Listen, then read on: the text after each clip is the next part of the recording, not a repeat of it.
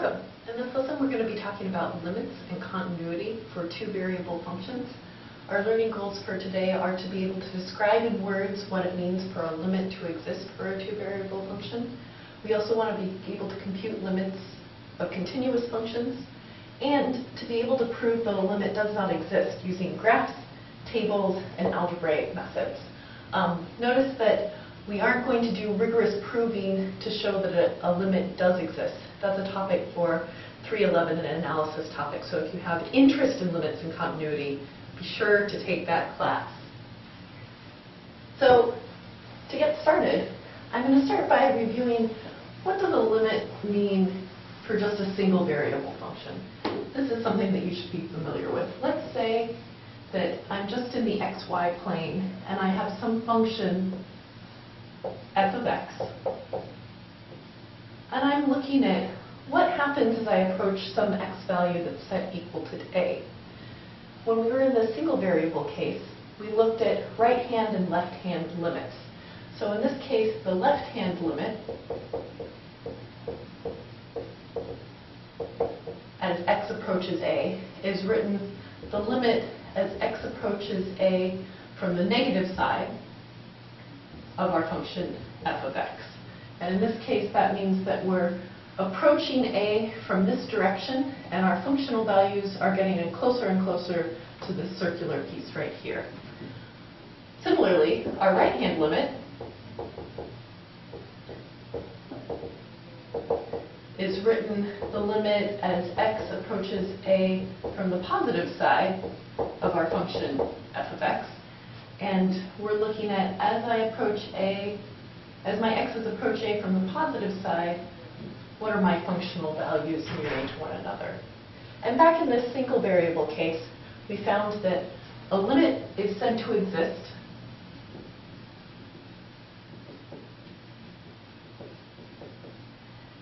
if the right-hand limit and the left-hand limit both exist and they both agree. I'm not going to write down that they exist, but the idea is that if this limit coming from the left side is equal to the limit coming from the right side, then we say that those limits agree, and the limit value is going to be whatever the value of these limits are. And just as a reminder, it doesn't necessarily mean that our function has to be evaluated at that limit point to be exactly equal to the limit. We still say that the limit exists even if the function might be discontinuous right at that point where that limit is taking place. So now let's talk about what this would mean for a multivariable case. So if you're talking about a multivariable function, and in this case a two-variable function, we no longer can approach just from the right side or the left side.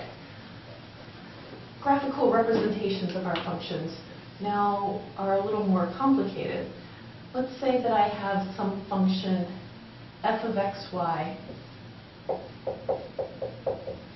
and it's going to look like some sheet out here in three-dimensional space. Here's my x, here's my y, here's my z. And at some point,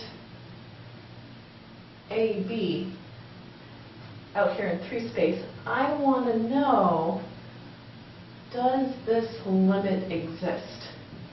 And similar to what we did with the one variable case, we're going to have to approach it from the right side, and that limit would have to agree with when we approach it from the left side.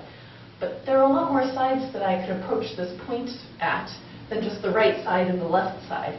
I could approach my functional output from the left or the right or the top or the bottom. I could even take some crazy squiggly path trying to approach this point. And all of these arrows must converge to the same place in order for the limit to exist. So how can we formally define that in a mathematical way that makes sense? The way that we talk about this is formally is to use an epsilon delta proof.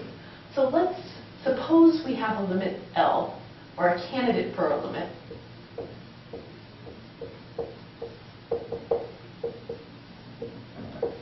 And we write this, that the limit as my xy ordered pairs approach the point a, b, meaning that I'm going to have a whole set of ordered pairs down in the xy plane. and they have to approach my point AB of our function f of xy is equal to L, meaning that our output at AB gives us a limit value of a z value of L if for every epsilon greater than 0, there exists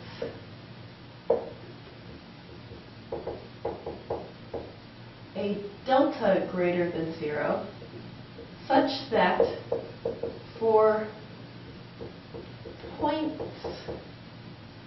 within delta, maybe I should make this more of a delta looking delta, of AB,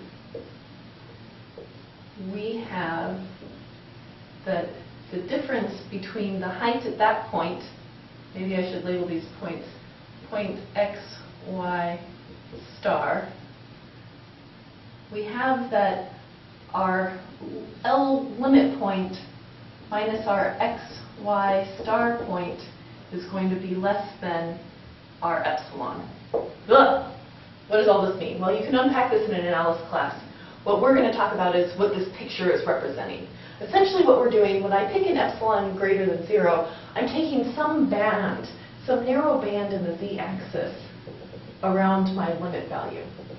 I probably should use a different color so that I can really highlight this. So once I set up this band, I want to make sure that things aren't jumping outside of this. I want, as I get closer and closer to this f of AB point, as I zoom in on this, I don't want to be jumping outside of this band anymore. And so what this is saying is that I can find some neighborhood around the point AB, so that if I take any point within this neighborhood, here's a candidate point that lives within this neighborhood, and I look at the output, the functional value, the outputs are going to be within this band. So if I live within this delta neighborhood, this is a radius delta, then I'll always have outputs that are within epsilon of this limit. So conceptually, there are two ways to think about limits for two variables. One way to think about limits of two variables is to say that no matter what path I take towards this limit value, all of those paths are converging towards the same place. That's my general way of describing it. A more mathematical way of describing it is saying, once I take a narrow band around my potential limit value, L, I know that I can find some narrow neighborhood around my original point AB such that my outputs will always lie within that band. So that's the theory for today. Hopefully that's not too much theory. Let's step away from theory and talk about what are some properties of limits, and then move into continuity and calculating limits. So properties of limits, I have conveniently already written out for us as limit laws on this board because I didn't want to write them all out. The reason why is they're all exactly what you think that they might be. So our limit laws are saying, assume that I have limits that exist. So if my function f of xy approaches AB, this limit exists, and this limit also exists, meaning all of those paths that are zooming in on that point all go the same flips to the same place. What does that mean? Then a bunch of things that you think should be true actually are true. The sum law says that the sum of those two limits is going to be the limit of the sum. So if I have my point x, my function, my point xy in R2 approaching some point AB, my outputs added together will be the limits of each of those outputs added together. Constant multiples also hold, so that means that if I take the limit of some constant times my function f, I can pull that constant outside of the limit. This is exactly the limit laws that you saw in single variable functions. We also have a product law, that if I'm taking the limit of the product of two different functions, that's going to be the limit of the products. And finally, our quotient law is that the limit of a quotient is going to be equal to the quotient of the two limits, assuming that the limit as xy approaches ab of g, so whatever's in the denominator, that denominator limit is not equal to 0. That's what the little star is telling us. That we can take this quotient so long as it's defined, and if this denominator is 0, then it wouldn't work out. I don't want to spend a lot of time having you memorize these, because these really are intuitively what they think that they might be. But we're going to do a couple of examples now where we're going to use and evaluate limits. Nope, I lied. Before that, I want to introduce the definition of continuity. It's exactly what you think it might be based on your understanding of continuity from the single variable case. So we say a function f of xy is continuous at a point a, b,